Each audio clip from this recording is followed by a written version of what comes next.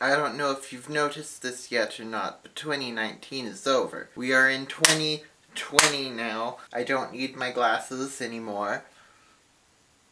And now it is time to do the reviewing of the reading year.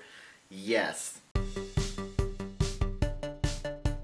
I read 16 books this year and a total of 4,285 pages, which is honestly a little disappointing because the past couple of years I've had 25 and 29 books with a total page count in the 7,000s, so I've read half as much this year, but I've been doing a lot of work on writing and things and gotten a lot more serious about that, so I think that's okay. I'm gonna try to do more reading this year. I'm already doing a lot more because I would like it to be back up in the big range and not in the tiny, well, 4,000 is not tiny, but you know what I mean. And the books that I read this year include, in somewhat order, The Hobbit and the Fellowship of the Ring by J.R.R. Tolkien, The 39 Clues, books 4 through 7, The Magician's Nephew by C.S. Lewis, Coraline by Neil Gaiman, A Wrinkle in Time by Madeleine L'Engle, I don't know how to pronounce her name, The Princess Bride by William Goldman, Fahrenheit 451 by Ray Bradbury, The Unexpected Everything by Morgan Matson, Bad Magic by Pseudonymous Bosch, The House with a Clock in Its Walls, Frankenstein by Mary Shelley, and finally Nurse Matilda and Nurse Matilda Goes to Town. Of these, A Wrinkle in Time, Nurse Matilda, both the J.R.R. Tolkien books, 39 Clues 4 and 5, and Coraline were all rereads. The Fellowship of the Ring, The Hobbit, and Fahrenheit 451 were audiobooks, and Fahrenheit, Fellowship, Hobbit, Coraline, Frankenstein, Magician's Nephew, Wrinkle in Time, and Princess Bride were all for book club. I think my favorite book that I read this year was Frankenstein, maybe Nurse Matilda, but probably more Frankenstein just because it has more depth. And then my least favorite was definitely either the 7th 39 Clues book or The Fellowship. Probably I'm gonna say The Fellowship just because it's longer and I had to suffer through it longer.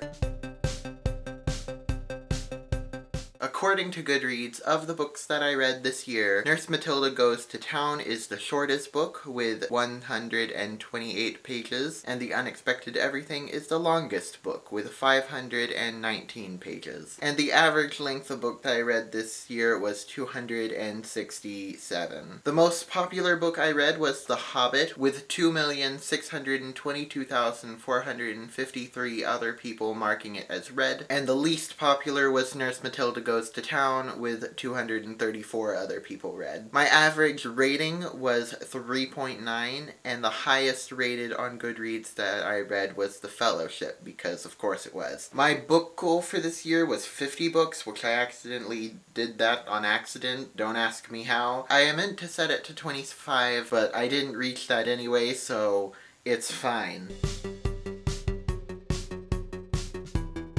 So if you remember last year, I made a video at some point talking about how I was filling this shelf with only books that were classics and that I was super excited for, and then I was only going to read books from this shelf. Of course, because of book club, not every single book I read was from this shelf, but I think the majority of the books did actually come from this shelf. As you can see on this shelf, there's a blank space here. This was actually where War and Peace was. I didn't actually read War and Peace. I took it down and started reading it. I don't know if I'll ever read it though, so it's fair that it's off of here because I'm feeling more open to the fact that I'm probably never going to read it. Fahrenheit was in here somewhere. Many Waters was right here, and I'm currently reading that, but it almost didn't make it into it, but it didn't quite make it. I read a lot on this shelf, you can tell, because I actually was able to fit this in here with the blank space. I just today took out Journey to the Center of the Earth, because I'm reading that now, but that doesn't count. I read the first Narnia book, obviously, and then I don't really remember which books were on this shelf. To be honest, I feel like I read a Ronald Dahl book and I'm just forgetting about it, but it's fine. I didn't really keep excellent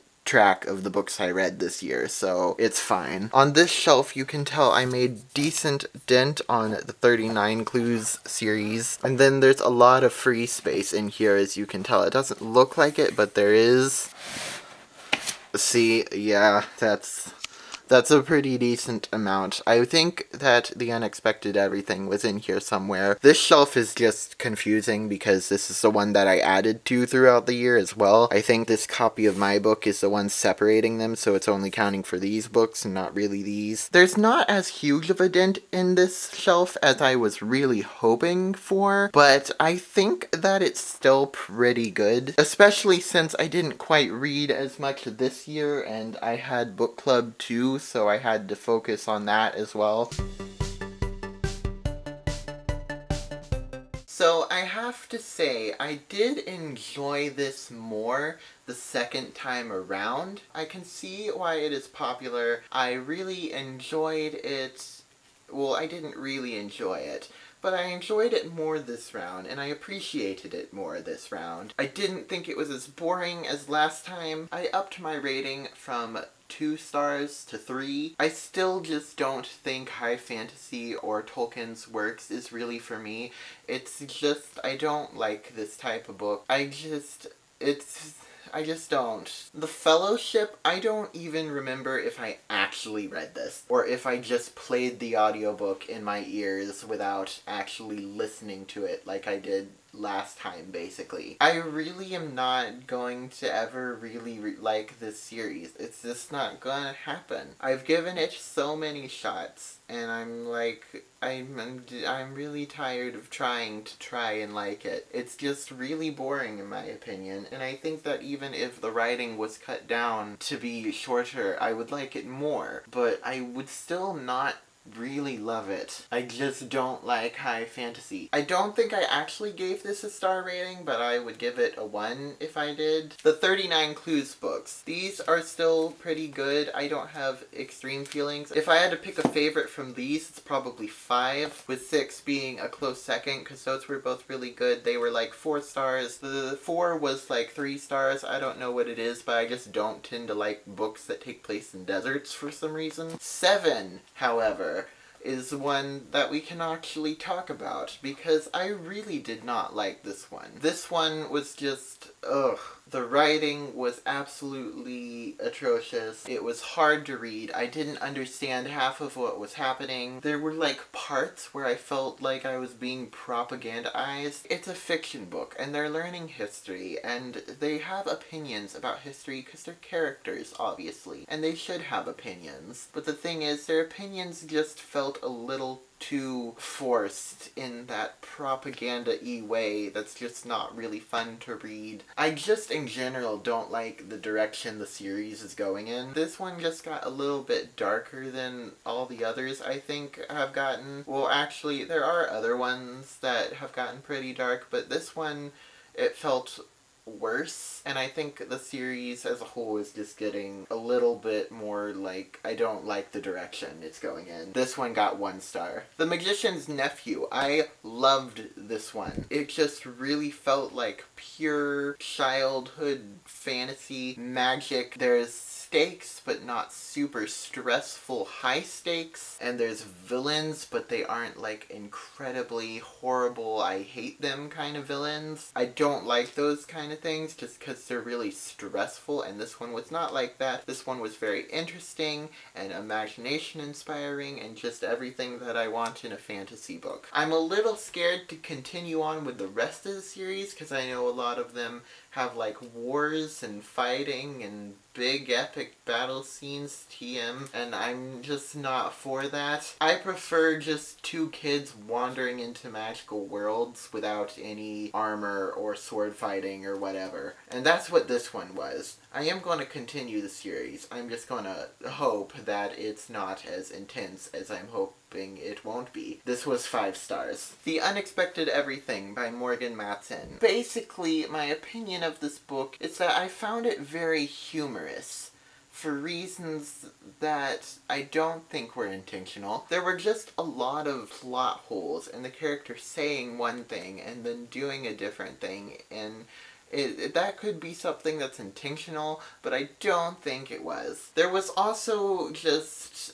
things I didn't agree with, like teenagers having sex being just an okay thing, and just stuff like that I just didn't agree with. And I thought the story was a little bumpy, and it definitely got focused on the romanciness of it, and it was kind of like just teen girl drama. I did get through this big giant 500-page book being fairly entertained, so I have to give it props for that. And it's not like terrible, but I'm kind of mainly glad that I read it just so I have it to make fun of. I'm stuck between giving it 2 or 3 stars because I feel like the fact that it entertained me through 500 pages deserves more than 2 stars, but I also don't feel like it deserves very many stars. The Princess Bride. This one was interesting. I forgot what I gave this star-wise on Goodreads. It was probably 3 or 4. It's definitely not a 5-star book, but I did enjoy it. I say hesitantly. I did enjoy it. It was definitely an enjoyable book. The writing style was very different. I think if it had been a little bit more fast-paced, I would have gotten through it a little quicker. Obviously, because that's how being fast-paced works. Yeah, I don't feel like I have any strong feelings about this, to be honest. Other than the fact that I thought the way it was written was very interesting and different. It's kind of averagey, maybe a little bit above. A Wrinkle in Time. I still really like this book. I like the way it's written. I like the story. I think it's just a very well done book overall. It's excellently paced. I just think this is a really good book. I think I kept it at 5 stars. I may have bumped it down to 2 stars upon reread, just because I don't think it was as good as I thought of it originally, but it's still very much a good book in my opinion. And I think that this time, since I was older, I was able to appreciate it more, even though I didn't enjoy it with the same enthusiasm. I still really liked it. Coraline. My opinions on this has basically stayed the same. It's a great story, it's fantastic, it's wonderful, it's imaginative, it's creepy, and it's amazing, and everyone should read it, and the graphic novel still stinks. Fahrenheit 451. This one was a surprising 5-star read. I heavily enjoyed this book. I loved the writing. It was a little bit confusing at times, but it was very interesting, and it was very interesting to read. I listened to the audiobook. I really enjoyed it. I don't typically like dystopians, as I've already mentioned. I don't like things that are super intense, but I felt like this one wasn't very intense. And I also don't like them because they don't really have very satisfying endings, and even though this wasn't like a happy ending, and I don't think younger me would have liked it, I still found it to be an extremely satisfying ending for a dystopian. Bad Magic. This one was disappointing. I loved the first 3 books in Pseudonymous Bosch's Secret series. I had to stop reading it for religious reasons, which was incredibly sad, but I was really looking forward to this one because I was hoping that it would be one that I loved without having the Christianity reasons for not reading it. It was an interesting story, but just overall it wasn't as much as I was hoping it to be. I think I gave it like 3 or 4 stars, but it's not the 5 stars that I was really hoping for. The ending, though. The ending is what just killed everything. I am definitely not going to continue on with the series because it's going to be based off the whole ending, and this is like the worst ending ever. No, I did not like this ending. Honestly, the ending just kills the entire thing, and I also had the same religious issues with it. Not in a big enough degree that I had to actually put it down, but it was still there, and it was still annoying. The House with a Clock in Its Walls. I like the movie better. I did read the book first, but honestly, I think the movie just does a better job. This is not very well written or very well paced, and it's not very well focused on the story, and it kind of like, it's just kind of meh. The movie, I think, did a better job of portraying the story. I still have like some serious critiques of the movie. Like, first of all, it should be PG-13, not PG, because it definitely has things that are too scary for everyone. But we are not talking about the movie, we are talking about the book, and in my opinion, the book is meh. Did I give it 3 stars? I probably gave it 3 stars. Yeah, I'm gonna go with that. Frankenstein.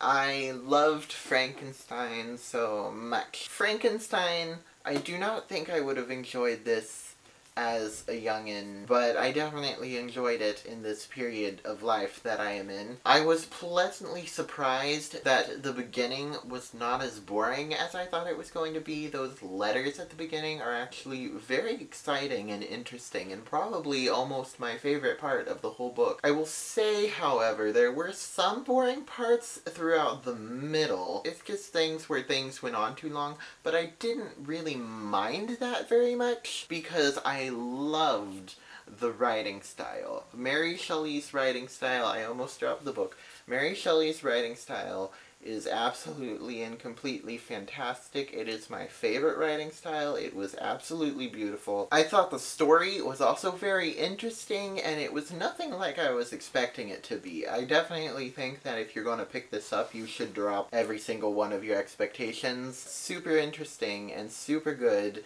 and super duper amazing. I do feel like there are some good critiques to it, which might in the future make me lower my rating to 4 stars, but I still think it's great, and I still think it's worth reading. And it's still potentially one of my new favorite books. Like, I think it's in the top 10. The ending wasn't particularly happy, but that was fine with me because from the beginning it made it pretty clear that this wasn't gonna really have a happy-go-lucky ending, and even just from the concept of the book you can kind of tell that. And much like Fahrenheit 451, it had a very satisfying ending despite not being particularly happy. Finally, we have Nurse Matilda and Nurse Matilda Goes to Town, which I'm going to include into one segment because they're very similar, and I read them like back to back, so I'm kind of thinking of them as one, especially since I have this bind up of them and the last book, which I'm currently reading as well. Nurse Matilda, if you don't know, is the book that Nanny McPhee was based on. It is amazing, it is fantastic, it is just like pure,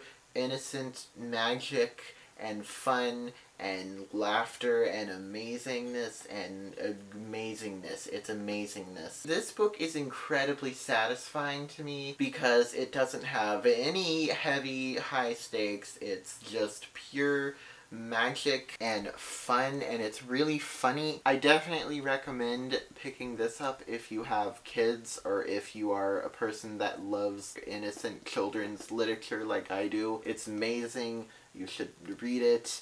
It's amazing. Really, my only critique of this is that the final book, which I didn't even finish reading in 2019, I'm like reading it now. My only problem with it is that it's called Nurse Matilda Goes to Hospital, and we really don't spend that much time in a hospital. 5 stars. Maybe 4 stars for the second book just because it is kind of basically just a repeat of the first one. But I'm probably going to give it 5 stars too just because I love it so much.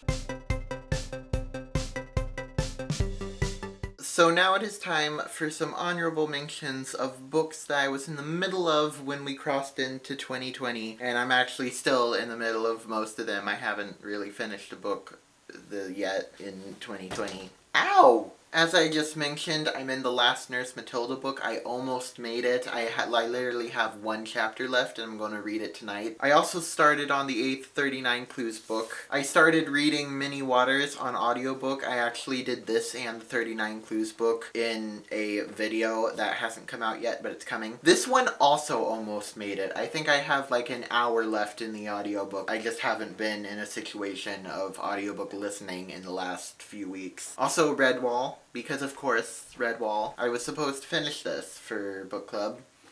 I did not. I got this far. I'm going to finish it. I was going to say I'm going to finish it this year, but that's what I said last year. So I'm also still in the middle of Zen in the Art of Writing. I'm not sure if I actually read on this any in this year. I think I did. I think I read one of the essays in here in 2019. Yeah, I definitely read the Fahrenheit 451 one because I remember that I was reading that around the time that I was reading Fahrenheit 451. Oh, and I was also reading A Connecticut Yankee in King Arthur's Court. I almost forgot about that one because I DNF'd it just recently because it was boring. I have set my Goodreads goal of 2020 to 20 because 2020 did not accidentally set it to 40. Yay. I really don't want to force myself to read anything or do anything that would feel like force myself to read because I already am like basically doing that with 39 Clues. And so I don't want to make like an official book bucket list, but for the sake of tradition we shall talk of books that I'm probably going to read this year anyway. Obviously, all the books that I just mentioned that I'm in the middle of, I'm probably going to finish. Even Redwall, even despite the joke that I just made, I am going to try to finish this maybe. I haven't read on it in a while. I just started reading Dante's Inferno the other day, so I'll probably finish that maybe. If I do like the whole thing, then I'll probably, hopefully, read the whole Divine Comedy. Journey to the Center of the Earth and Howl's Moving Castle are the books that my book club has chosen to read for the next couple months, so I will definitely be reading these. I am hoping that I can finally read To Kill a Mockingbird because everyone has read it and I want to read it.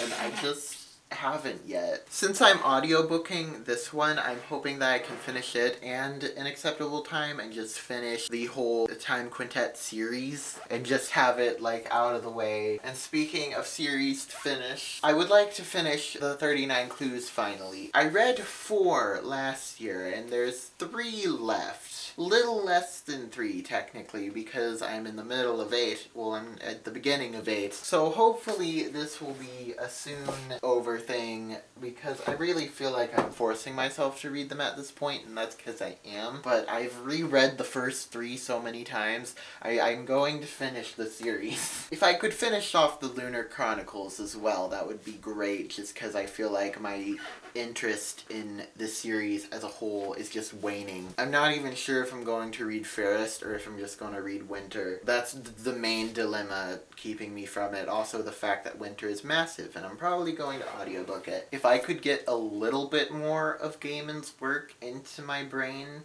that would be lovely. Well, I've only read Coraline of his. I keep saying things like, get this book out of the way, but I am like legitimately excited for these as well.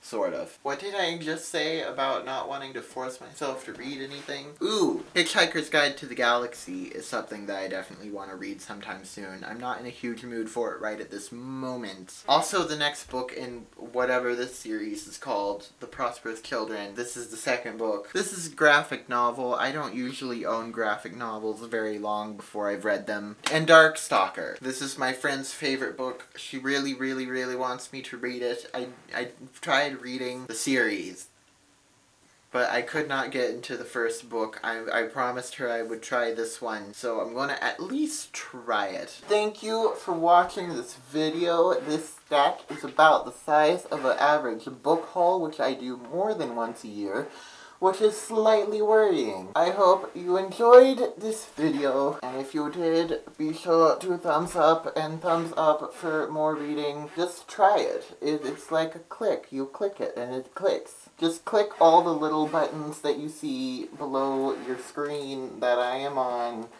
If you use the little scrolly thing.